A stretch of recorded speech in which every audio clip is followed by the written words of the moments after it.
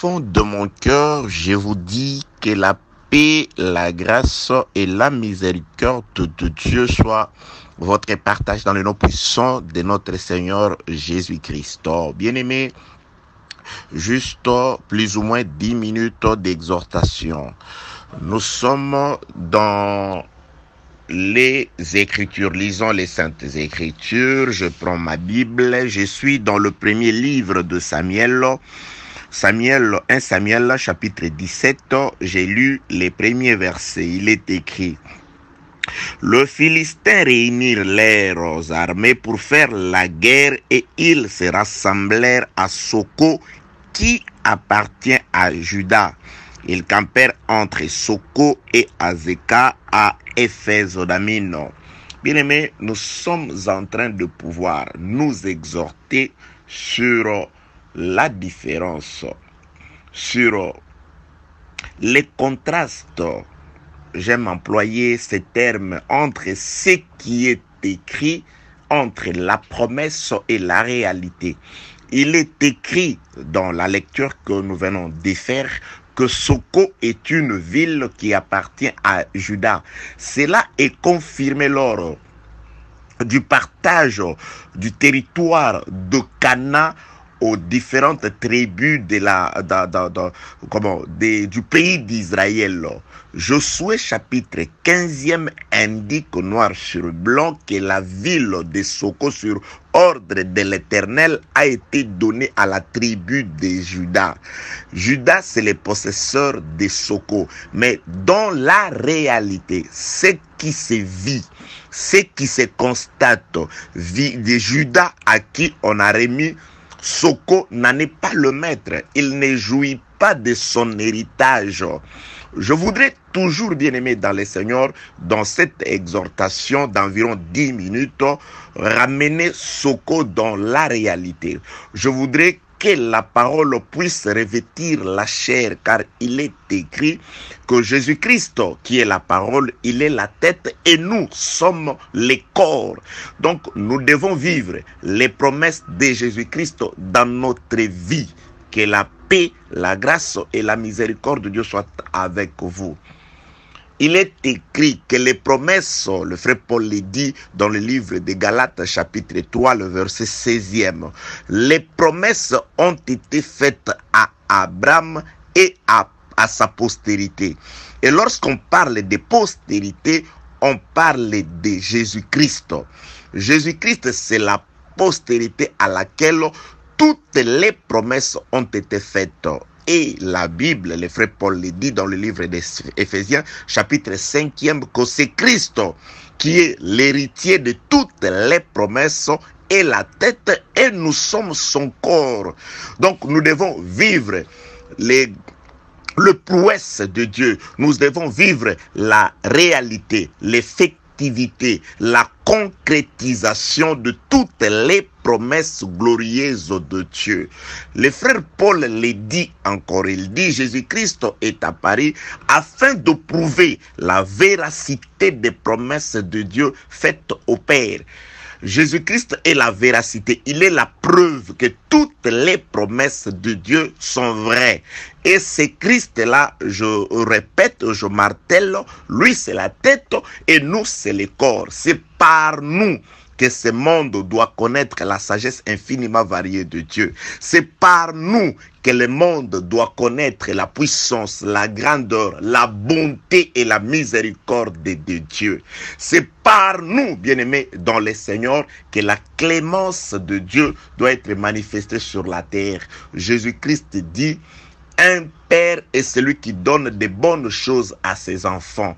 Dieu ne donnera-t-il pas du Saint-Esprit à ses enfants qui crient à lui nuit et jour? Que la paix, la grâce et la miséricorde de Dieu soient avec vous. Soko appartient à Juda sur papier. Les promesses sont pour toi. La gloire est pour toi, la domination est pour toi. Mais dans la réalité, lorsque on lit, on entend que la promesse est pour nous. On entend que le pouvoir est notre partage. Mais lorsqu'on constate, on regarde notre vie, le constat est amer. On se rend compte que nous ne sommes pas possesseurs de ces promesses. Je l'ai dit encore, je le répète, Dieu n'est pas un menteur. C'est nous qui... Soit nous nous sommes endormis et nous avons laissé l'héritage de Dieu entre les mains de l'ennemi. Nous nous sommes laissés dominer par l'ennemi. C'est pourquoi je suis en train de nous exhorter à nous relever. À nous relever. Nous devons nous remettre debout afin de reconquérir pas ce qui est à autrui, mais ce qui est à nous. Lisons, bien-aimés dans le Seigneur, les conséquences qui arrivent lorsque Soko est occupé par les ennemis. Lorsque nous vivons loin de notre héritage. Il est écrit dans la parole de Dieu, je prends ce qui est écrit dans le second livre des Chroniques, laissez-moi chercher. Nous n'avons que plus ou moins 10 minutes, laissez-moi chercher 2 Chroniques chapitre 36, ce qui est écrit. Des Chroniques, second livre de Chroniques chapitre 36, je prends 2 versets, je commence au 18e verset. Nebuchadnezzar emporta à Babylone tous les ustensiles de la maison de Dieu, grands et petits, les trésors de la maison de l'Éternel et les trésors du roi et des chefs. Verset 19 qui nous intéresse plus. Ils brûlèrent, c'est-à-dire les hommes du roi Nebuchadnezzar, c'est-à-dire Nebuchadnezzar et son armée. Ils brûlèrent la maison de Dieu, ils démolirent les murailles de Jérusalem, ils livrèrent au feu tous ses palais et détruisirent tous les objets précieux. Bien-aimés dans le Seigneur, je voudrais en tout cas m'atteler sur ce qui est écrit dans ce passage des Écritures, le ramener ça dans ma vie, dans ta vie, toi qui écoutes l'exhortation.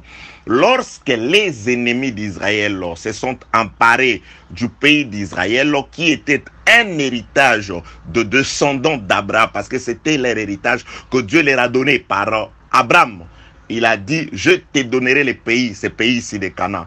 Et par Abraham est sorti Isaac, d'Isaac Jacob, de Jacob les 12 avec leur famille ayant descendu en Égypte. De là, Dieu a formé une nation afin d'accomplir la promesse faite à leur père, Abraham, Isaac et Jacob. Dieu les a conduits et les a donné le pays de Canaan comme héritage. Et là, après qu'ils aient péché, désobéi à la parole du Seigneur, ils ont perdu l'héritage. Et l'ennemi s'est emparé de leur héritage. La ville de Soko, vous voyez, la ville de Soko qui était pour Juda, Juda perd son héritage par sa maladresse, par sa désobéissance, par sa mauvaise conduite. Oui, c'est ce qui nous arrive aussi. Nous sommes des héritiers de la grâce, de la gloire. Notre manière de nous conduire aussi nous conduit à perdre l'héritage. Ils ont perdu l'héritage. L'ennemi s'est emparé de ce qui était à eux, ce que Dieu leur a promis. Soko de Juda se retrouve entre les mains des Philistins. Toi qui es de Dieu, toi à qui les promesses de gloire et de grandeur ont été données, tu te retrouves esclave des esprits impurs. Tu te retrouves esclave de la pauvreté. Tu te dis, oh, voilà, c'est normal, avec les temps qui courent, c'est difficile de s'en sortir. Dieu est le maître des temps et des circonstances. L'Ecclésiaste le dit, la course n'appartient pas aux agiles, ni les pains aux prudents, ni la faveur à ceux qui sont élevés, mais tout dépend des temps et des circonstances. Or, ton Dieu est le maître des temps et des circonstances. Dieu est capable de nourrir un peuple dans le désert. Vous en avez l'exemple. Dieu est capable de faire jaillir de l'eau dans le désert.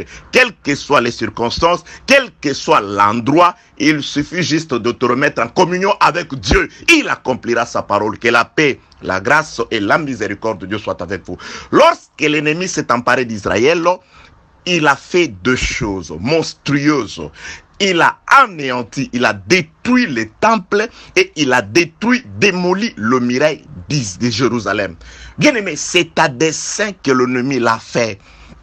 Il savait qu'en détruisant le temple, il va priver Israël de la chose la plus précieuse qui existait sur son territoire. Là où Israël était en communion avec son Dieu, c'était dans le temple. Parce que Salomon, après avoir construit les temples, il a fait la dédicace. Il a dit, Dieu, si ton peuple a des soucis, il a péché, il est en captivité, il est assiégé par l'ennemi, et qu'il vient t'implorer en ces lieux, tu l'écouteras.